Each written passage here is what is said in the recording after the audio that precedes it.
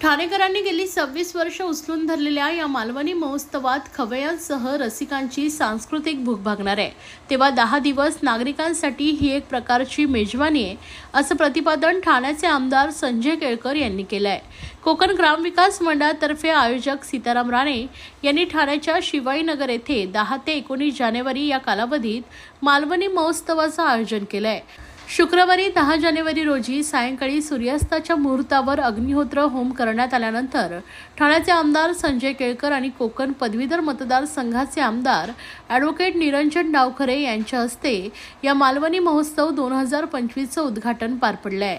या प्रसंगी भाजपाचे ठाणे जिल्हाध्यक्ष संजय वाघुले, परिवहन सदस्य विकास पाटील, उपाध्यक्ष सागर भदे, संतोष देशमुख आदी मान्यवर उपस्थित होते। आमदार केळकर आणि आमदार डावखरे यांनी महोत्सवातील स्टॉलवर फेरफटका मारून खानदेशी भोजनाचा आस्वाद घेतलाय।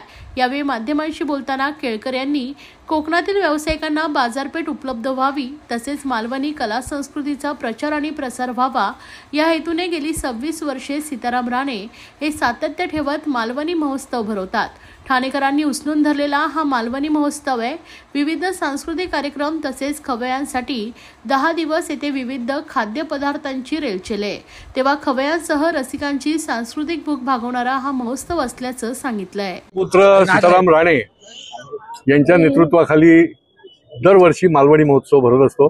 26 वर्ष, आता हे 26व्या वर्षामध्ये यांचं पदार्पण झालंय आणि विविध स्टॉल या ठिकाणी ठेवलेले आहेत। मंदिराची उभारणी आहे, याचा आजपासून उद्घाटन झालंय हे मी जाहीर करतो। या ठिकाणी अत्यंत महत्त्वाचं म्हणजे अग्निहोत्र देखील रोज संध्याकाळी होतं आणि त्याच्यामुळे अग्निहोत्र ही एक अग्नीची पूजा आहे, अग्नीची उपासना आहे आणि ठराविक वेळेला सूर्यास्ताची जी वेळ असते त्यावेळेला हे होतं। आणि त्याचबरोबर विविध सांस्कृतिक कार्यक्रम, प्रबोधनाचे कार्यक्रम आणि या स्टॉलच्या माध्यमातून फार मोठ्या संख्येने लाखो लोक पुढची 10 दिवस या ठिकाणी येतात। हे सीताराम राणेंच्या नेतृत्वाखालचं मोठं कर्तृत्व आहे। सातत्य ठेवणं हे फार कठीण काम असतं, पण त्यांनी जे सातत्य ठेवलेलं आहे आणि त्याच्यामुळेच या स्टॉलच्या माध्यमातून अनेकांना फार मोठा या ठिकाणी मार्केट देखील मिळतं आणि त्यांना या ठिकाणी व्यवसाय देखील फार मोठ्या प्रमाणामध्ये उपलब्ध होतो। ठाणेकरांनी हा उचलून धरलेला असा मालवणचा उत्सव आहे, मालवणी उत्सव आहे। मी सगळ्यांना आवाहन करेन की आपण अवश्य या उत्सवाला भेट द्या, गणपती बाप्पाचं दर्शन घ्या। अतिशय सुंदर भव्य अशी मूर्ती आणि मंदिर या ठिकाणी आहे आणि या मालवणी उत्सवामध्ये येऊन आपण आनंद लुटा। तुमच्या माध्यमातून सर्व ठाणेकरांना विनंती करेन की या 10 ते 19 जानेवारीच्या दरम्यान असणाऱ्या मालवणी महोत्सवाला एकदा तरी भेट द्या।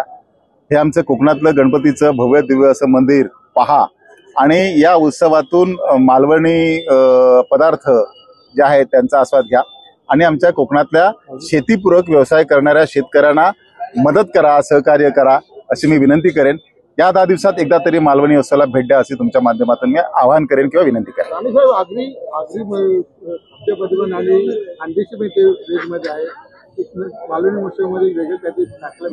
ह्या मालवणी महोत्सवाचं ते वैशिष्ट्य आहे की हे खानदेशी पद्धतीचं आहे, काही वऱ्हाडी पद्धतीचं आहे। गेल्या 26 वर्षामध्ये वेगवेगळे लोक येऊन मालवणी महोत्सवाबरोबर आपल्या सुद्धा काय म्हणतात संस्कृती परंपरा जपतात। त्याचाच हा प्रकार आहे। या महोत्सवात सगळ्या प्रकारचे खाद्यपदार्थ आपण लोकांसाठी, या उत्सवात सहभाग घेणाऱ्यांसाठी आणि मुख्यतः खवय्यांसाठी उपलब्ध करून देतो। या भागामध्ये राहणारा प्रत्येक माणूस हा मालवणी असेल किंवा कोकणातला असेलच नाही, तो वेगवेगळ्या प्रांतातला आहे, वेगवेगळ्या राज्यातला आहे, वेगवेगळ्या जाती धर्माचा आहे, वेगवेगळ्या भाषा बोलणार आहे आणि तो प्रत्येक जण या मालवणी महोत्सवात येतो। प्रत्येकाची आवड वेगवेगळी असते आणि ती जोपासण्याचा प्रयत्न या उत्सवाच्या माध्यमातून आपण करतो।